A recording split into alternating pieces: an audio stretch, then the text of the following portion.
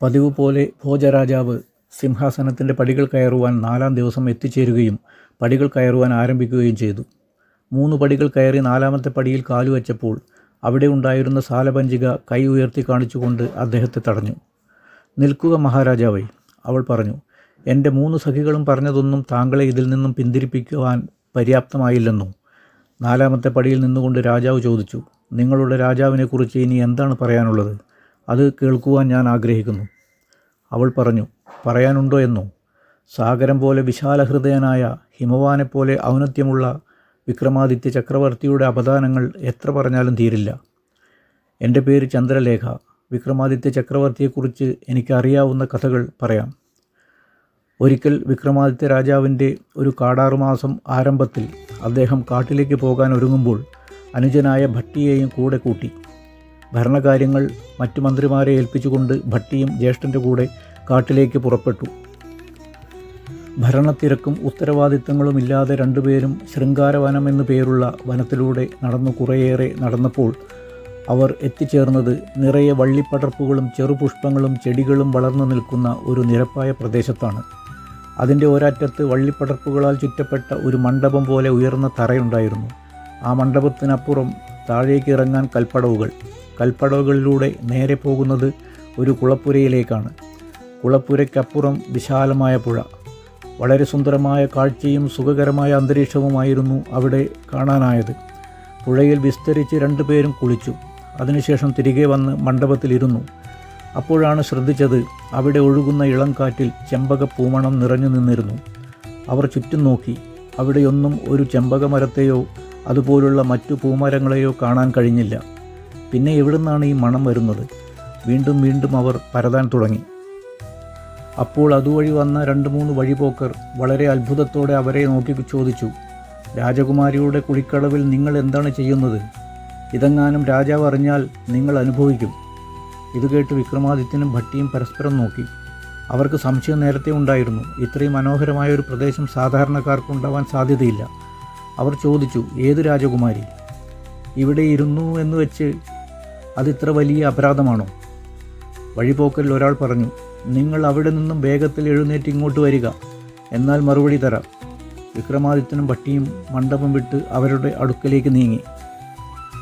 വിജയനഗര ദേശത്തിലെ വിജയപ്രതാപൻ എന്ന രാജാവിൻ്റെ മകൾ ചെമ്പകഗന്ധിയുടെ സ്നാനഗൃഹമാണത്. ആഴ്ചയിലൊരിക്കൽ വ്യാഴാഴ്ച ദിവസം അവൾ തൻ്റെ തോഴിമാരുമൊത്ത് സ്നാനം ചെയ്യാൻ ഇവിടെ എത്താറുണ്ട്. അതുകഴിഞ്ഞ് ഈ മണ്ഡപത്തിൽ വിശ്രമിക്കുകയും പിന്നീട് തിരിച്ചു പോവുകയും ആണ് ചെയ്യുന്നത്.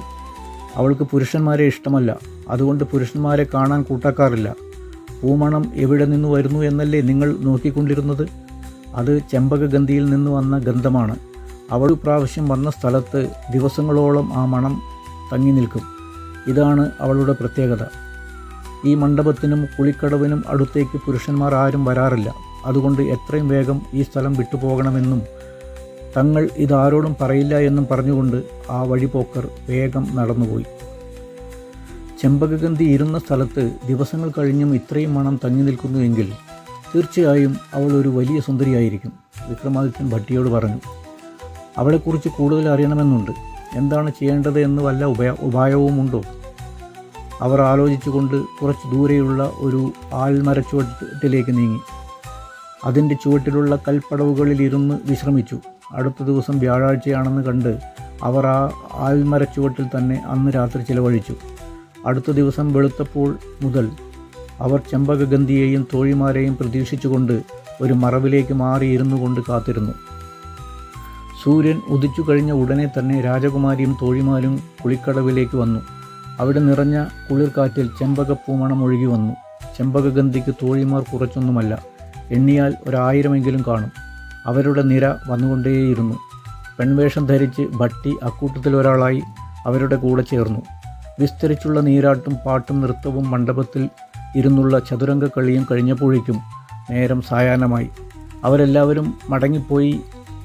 അതോടൊപ്പം സ്ത്രീവേഷധാരിയായ ഭട്ടിയും ഉണ്ടായിരുന്നു. രാജകുമാരിയുടെ മാളികയിലേക്ക് കയറാൻ 7 കോട്ടകൾ കടക്കണമായിരുന്നു. ഓരോ കോട്ട കടക്കുമ്പോഴും തോഴിമാരുടെ എണ്ണം കുറഞ്ഞു വന്നു. 7ാമത്തെ കോട്ടയെത്തിയപ്പോൾ 4 തോഴിമാർ മാത്രമാണ് രാജകുമാരിക്കൊപ്പം ഉണ്ടായിരുന്നത്. അവർക്കൊപ്പം ഉള്ളിൽ പ്രവേശിക്കാൻ സ്ത്രീവേഷത്തിലുള്ള ഭട്ടിക്ക് അസാധ്യമായിരുന്നു.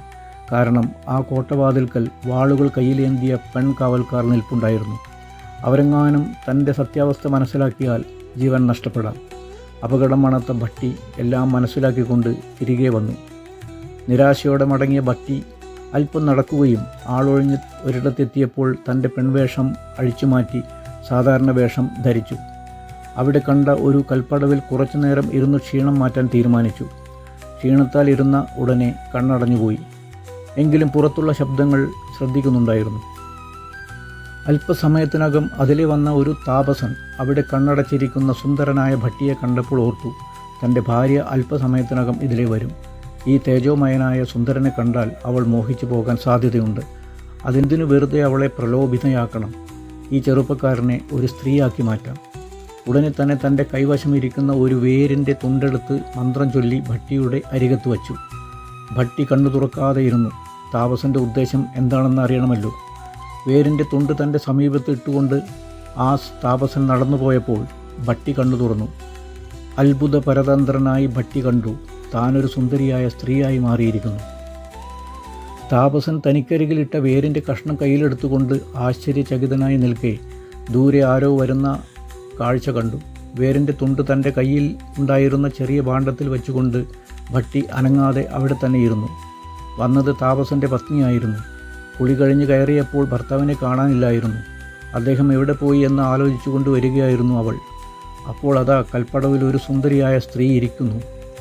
അവളുടെ അങ്കലാവണ്യം തന്നെപ്പോലും ഇത്രമാത്രം ആകർഷിക്കുന്നുവെങ്കിൽ തൻ്റെ ഭർത്താവിൻ്റെ കാര്യം പറയാതിരിക്കുകയാണ് ഭേദം.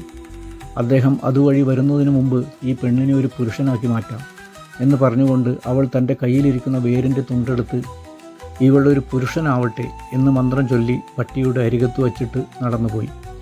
സ്ത്രീയായിരിക്കുന്ന ഭട്ടി കണ്ണു തുറന്നു നോക്കി. അത്ഭുതം! അദ്ദേഹം പൂർവ്വ രൂപത്തിലേക്ക് മടങ്ങിയെത്തിയിരിക്കുന്നു. തൻ്റെ സ്വരൂപം തിരിച്ചു കിട്ടിയിരിക്കുന്നു. ആ സ്ത്രീ ഇട്ടിട്ട് പോയ വേരിൻ്റെ തുണ്ടും കയ്യിൽ വെച്ചുകൊണ്ട് ഭട്ടി വളരെ ഉത്സാഹഭരിതനായി ജ്യേഷ്ഠൻ വിക്രമാദിത്യൻ്റെ അടുക്കലേക്ക് നടന്നു. പ്രിയ ശ്രോതാക്കളെ, വിക്രമാദിത്യ ചരിത്രത്തിൻ്റെ ഈ എപ്പിസോഡുകൾ നിങ്ങൾക്ക് ഇഷ്ടപ്പെടുന്നുവെങ്കിൽ സബ്സ്ക്രൈബ് ചെയ്യുക, ബെൽ ഐക്കൺ പ്രസ് ചെയ്യുക. ഇത് വലിയൊരു പ്രോത്സാഹനമായിരിക്കും. ഒരഭ്യർത്ഥനയാണ്.